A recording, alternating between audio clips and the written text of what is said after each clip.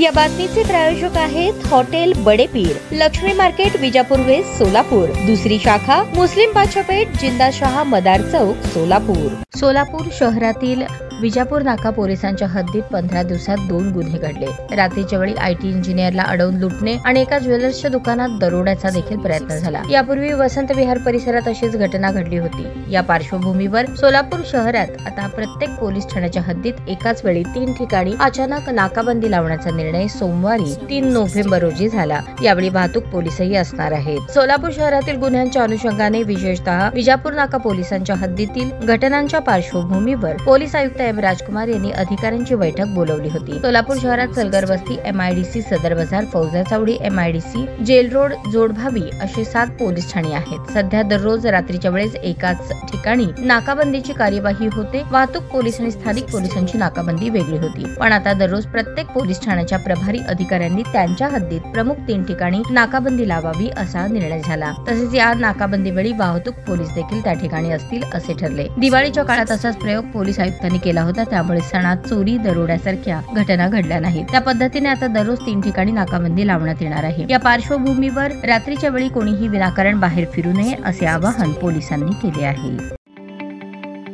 ताज्या बातम्या पाहण्यासाठी प्राईम महाराष्ट्र न्यूज चॅनलला सबस्क्राईब करा।